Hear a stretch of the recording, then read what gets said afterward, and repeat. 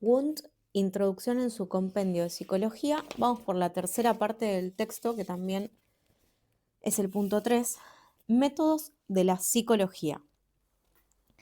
Siendo el objeto propio de la psicología, no los contenidos específicos de la experiencia, sino la experiencia general en su naturaleza inmediata, no puede servirse de otros métodos que de los usados por las ciencias empíricas, tanto en lo que respecta a las afirmaciones de los hechos como en lo que respecta a los análisis y a la ligazón causal de los mismos.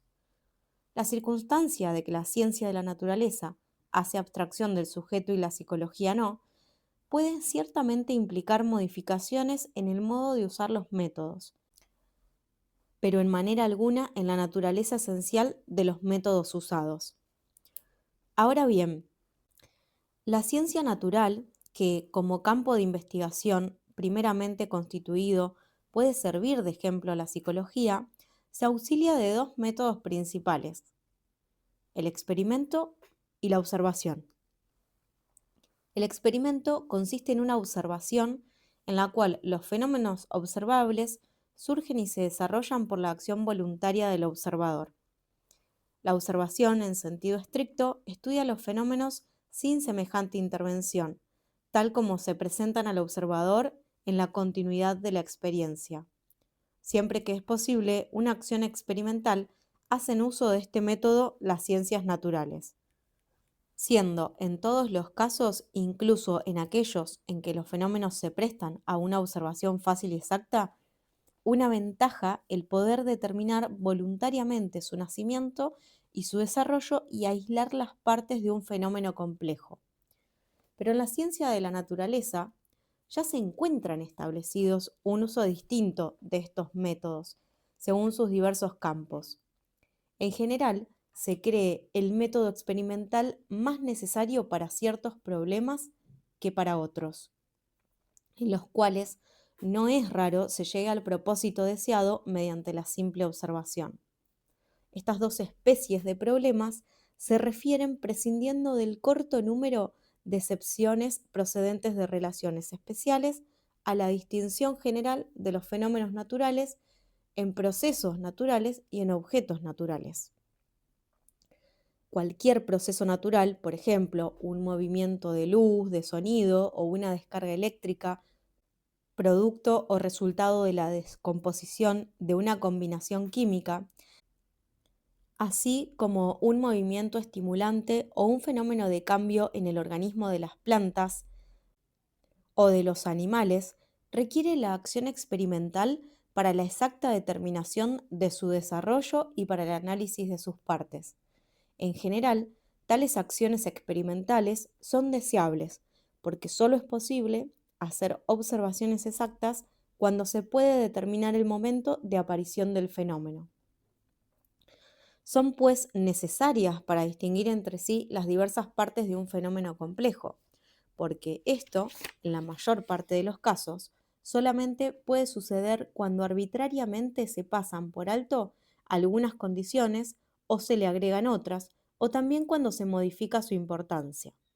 Cosa muy distinta sucede en lo que respecta a los objetos naturales, los cuales relativamente son objetos permanentes que no necesitan producirse en un momento determinado, sino que a cualquier hora se hallan a disposición del observador.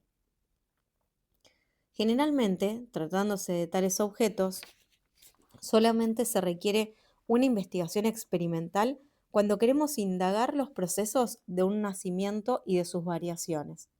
En este caso, encuentra aplicación las mismas consideraciones hechas en el estudio de los procesos naturales, porque los objetos naturales se consideran como productos o como partes de procesos naturales. Cuando en lugar de esto únicamente se trata de la naturaleza real de los objetos, sin tener para nada en cuenta su formación y sus variaciones, basta entonces la simple observación. En este caso se encuentran, por ejemplo, la minería, la botánica, la zoología, la anatomía, la geografía y otras ciencias semejantes que son de mera observación, mientras en ellas no se introduzcan, como sucede a menudo, problemas físicos, químicos o fisiológicos. En una palabra, los problemas que se refieren a procesos naturales. Si transportamos estas consideraciones a la psicología, aparece desde luego manifiesto que por su propio contenido se halla sin duda constreñida a seguir el mismo camino de las ciencias en las cuales solo es posible una observación exacta bajo la forma de observación experimental, y que por este motivo nunca puede ser una ciencia de mera observación. En efecto, el contenido de la psicología consiste en procesos y no en objetos persistentes. Para indagar la aparición y el curso exacto de esos procesos, su composición y las recíprocas relaciones de sus diversas partes, tenemos antes de nada que producir a nuestra voluntad aquellas apariciones y poder variar las condiciones según nuestros propósitos, lo que únicamente es posible mediante el experimento y no por la mera observación. A esta razón general se agrega una especial para la psicología que no es igualmente aplicable a los fenómenos naturales, puesto que en estos hacemos abstracción del sujeto cognoscente, no es posible servirnos, bajo ciertas condiciones, de la simple observación, sobre todo si ésta, como en la astronomía, se halla favorecida por la regularidad de los fenómenos, en cuyo caso es dado determinar con suficiente seguridad el contenido objetivo de los fenómenos. Pero la psicología, no pudiendo, por principio, hacer abstracción del sujeto, solo podría encontrar condiciones favorables para una observación casual, cuando en muchos y repetidos casos las mismas partes objetivas de la experiencia inmediata coincidieran con el mismo estado del sujeto.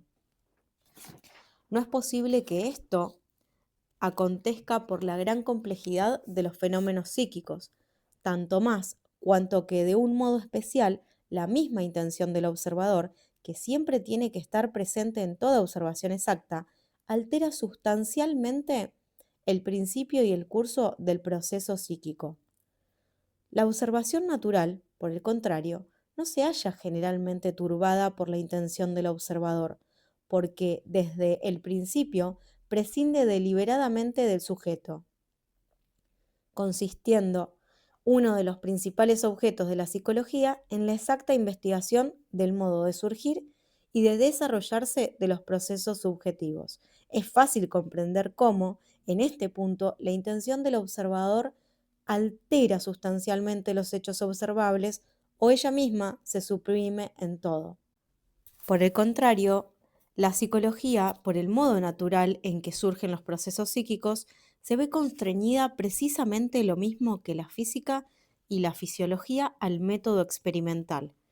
Una sensación se presenta en nosotros bajo condiciones favorables a la observación si la suscita un estímulo externo. Por ejemplo, una sensación del sonido por un movimiento sonoro externo, una sensación de luz por un estímulo luminoso externo.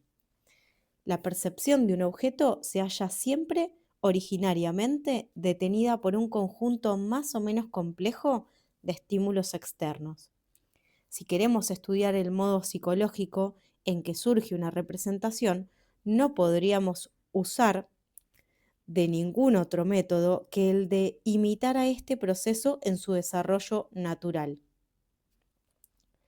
De este modo, tendríamos la gran ventaja de poder variar a voluntad las mismas representaciones, haciendo variar las combinaciones de los estímulos operantes en las representaciones y así conseguir una explicación de la influencia que cada condición especial ejerce en el nuevo producto. Es indudable que las representaciones de la memoria no son suscitadas de un modo directo por impresiones sensibles externas. Antes bien, solo las siguen después de un tiempo más o menos largo. Pero es evidente que también por sus propiedades y especialmente por su relación con las representaciones primarias despertadas por impresiones directas, se llega a la explicación más segura cuando no se confía a su causal aparición, sino que se saca partido de las imágenes que dejan los estímulos precedentes en un modo experimentalmente regulado. No de otro modo se hace con los sentimientos, con los procesos volitivos, a los cuales podríamos poner en las condiciones más oportunas para una investigación exacta.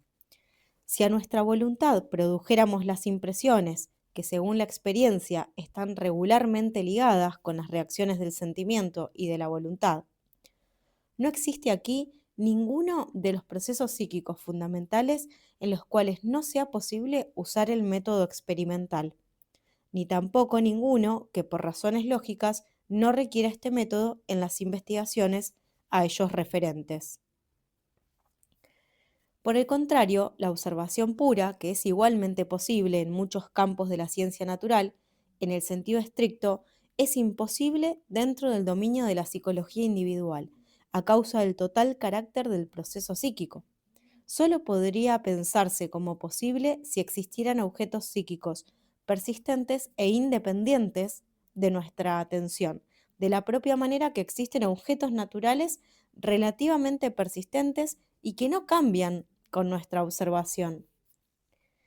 Sin embargo, también en la psicología se presentan hechos que por más que no sean verdaderos objetos, igualmente poseen el carácter de objetos psíquicos, presentando aquellas características de naturaleza relativamente persistente e independiente del observador. Además de estas propiedades, también poseen la de ser inaccesibles a una observación experimental en el sentido corriente. Estos hechos son productos espirituales que se desarrollan en la historia de la humanidad, como la lengua, las representaciones mitológicas y las costumbres. Su origen y desarrollo se fundan en todas partes en condiciones generales psíquicas que se pueden inferir de sus propiedades objetivas. Por esto, también el análisis psicológico de estos productos puede dar explicación sobre los procesos psíquicos reales y de su formación y de su desarrollo.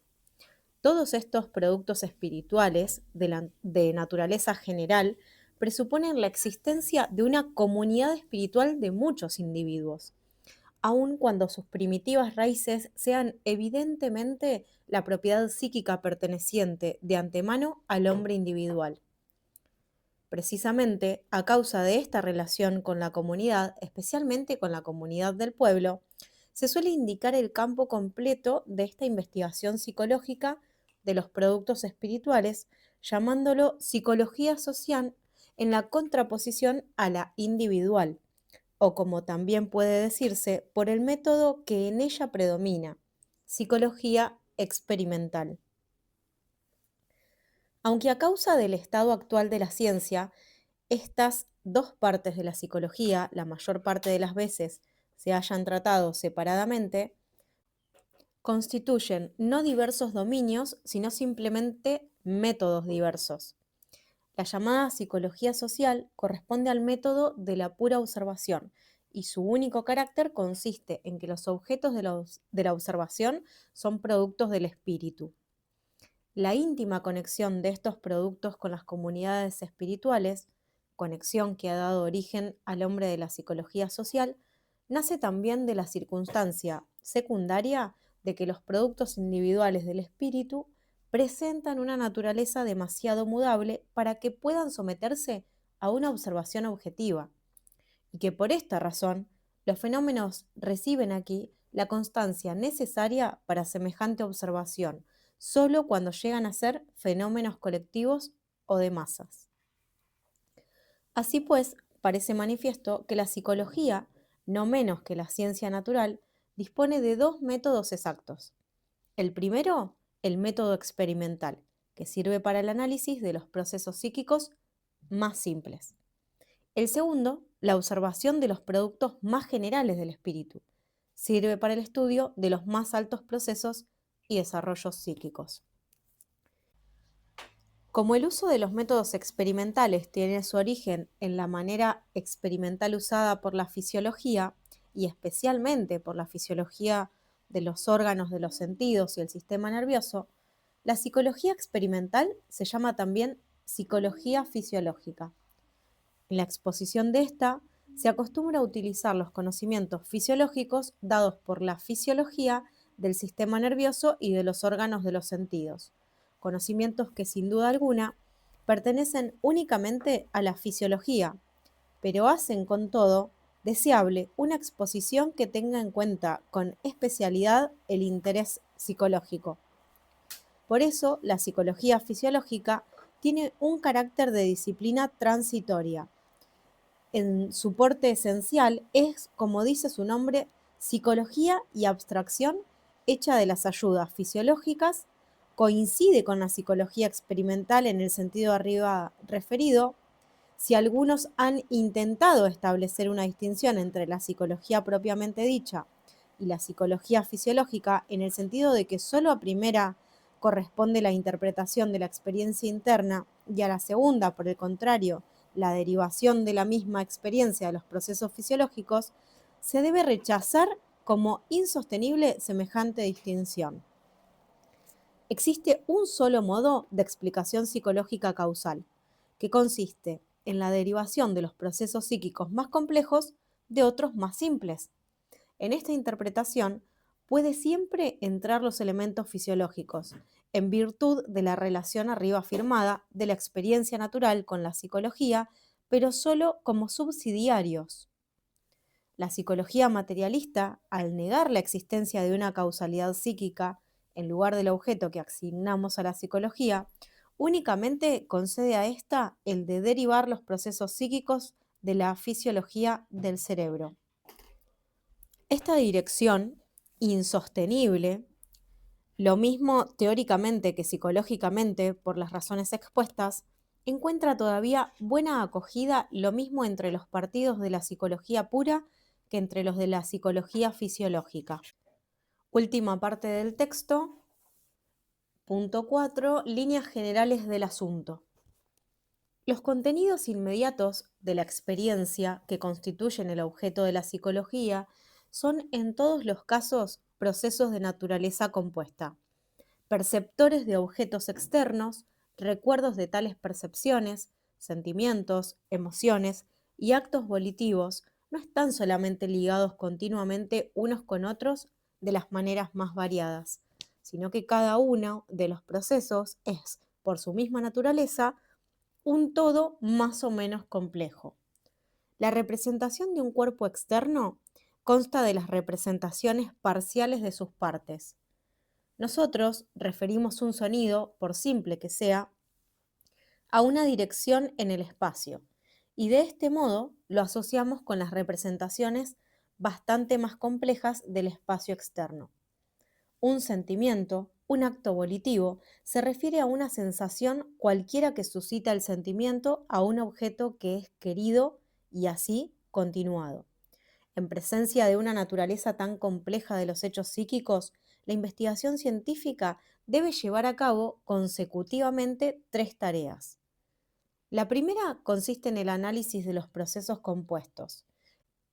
La segunda, en poner de manifiesto las conexiones entre los elementos encontrados por el análisis. Y la tercera, en la investigación de las leyes que presiden la aparición de tales conexiones. Entre estas tres tareas, la segunda, la sintética, es la que especialmente, a su vez, encierra una serie de problemas. En primer lugar, los elementos psíquicos se ligan en formaciones psíquicas compuestas, las cuales se separan unas de otras, relativamente independientes en el flujo continuo del proceso psíquico. Semejantes formaciones son, por ejemplo, las representaciones, sea que puedan referirse ahora directamente a estímulos u objetos externos, o sea que puedan ser interpretadas por nosotros como reproducciones de los estímulos u objetos anteriormente percibidos. Tales formaciones son igualmente los sentimientos compuestos, las emociones y los procesos volitivos. Además, estas formaciones psíquicas se combinan entre sí de las más diversas maneras. Las representaciones se ligan entre sí ya en sus mayores complejos de representaciones simultáneas, ya en series regulares de representaciones. No son en menor número las combinaciones que dan lugar los procesos del sentimiento y de la voluntad, lo mismo entre sí que con las representaciones. De tal modo nace la conexión de las formaciones psíquicas como una clase de procesos sintéticos de segundo grado que se eleva sobre las combinaciones más simples de los elementos en formaciones psíquicas, de la misma manera que las conexiones psíquicas especiales constituyen una con otra composiciones a su vez también más complejas, las cuales igualmente muestran siempre cierta regularidad en el orden de sus partes. Surgen de estas nuevas combinaciones los compuestos de tercer grado, que indicamos con el nombre general de desarrollos psíquicos. Podríamos distinguir desarrollos de diversa extensión. Los de la naturaleza más restringida se refieren a una sola tendencia psíquica, por ejemplo, al desarrollo de la función intelectiva, de la voluntad y del sentimiento, o bien simplemente al desarrollo de una parte especial de esas formas funcionales, a los sentimientos estéticos, morales, etc. De una proporción de tales desarrollos parciales surge luego el desarrollo complejo de la individualidad psíquica especial. Finalmente, puesto que ya el individuo animal y también en más alto grado el hombre se encuentra en continua relación con seres del mismo género, sobre estos desarrollos individuales se elevan los desarrollos psíquicos de la especie. Estas diversas partes de la historia del desarrollo psicológico constituyen, por una parte, los fundamentales psicológicos de otras ciencias, de la teoría del conocimiento, de la pedagogía, de la estética y de la ética. Por eso se tratan con mucha oportunidad junto con estas. Por otra parte, han dado lugar a ciencias psicológicas especiales, de ahí la psicología del niño, la psicología animal y la psicología social. De los resultados de estas tres últimas ciencias, solo expondremos a continuación los más importantes para la psicología general. La solución de la última y más general tarea de la psicología, la determinación de las leyes del proceso psíquico, se funda en el estudio de todas las combinaciones de diverso grado, de las combinaciones de los elementos en formaciones, de las formaciones en conexiones y de las conexiones en desarrollos.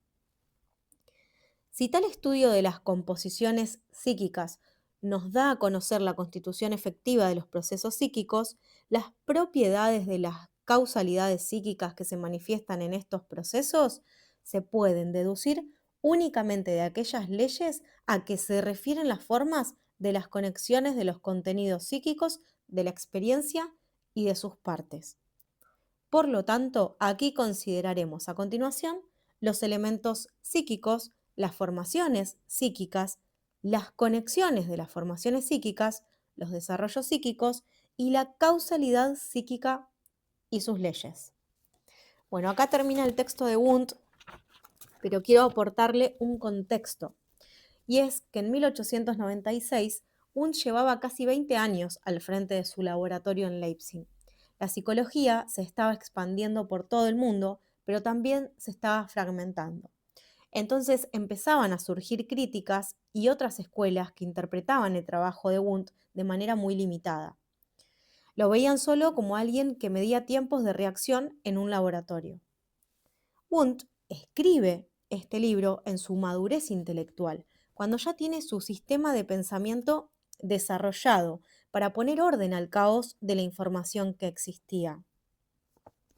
La intención de la obra era pedagógica, en resumen sistemático y riguroso para sus estudiantes, y en este texto define la psicología, ya que para él estudiaba la experiencia tal como se nos presenta en sus sentimientos y procesos volitivos. Él intentó desarrollar o demostrar que la mente tiene una vida que no es pasiva solamente, poniendo al sentimiento y la voluntad como núcleo de la experiencia y crítica al materialismo filosófico y al intelectualismo. En este texto trata de explicar cómo elementos simples, sensaciones y sentimientos, se combinan para formar procesos más complejos a través de la percepción. Su intención era mostrar que las leyes psíquicas que rigen esa unión son distintas de las leyes de la física. Pero hay algo que también nos em, remarcó la profesora en clase, que es el tema de la psicología de los pueblos. Y en una parte de este texto, si prestamos atención, habla de eso, cuando habla un poco de la psicología social. Si bien no se explaya, deja ahí ver otra cuestión. Voy a citar acá esa parte que me parece importante. Todos estos productos espirituales de naturaleza general presuponen la existencia de una comunidad espiritual de muchos individuos, aun cuando sus primitivas raíces sean evidentemente la propiedad psíquica perteneciente de antemano al hombre individual. Bueno, a eso me refería con lo que estaba diciendo y damos fin a este audio.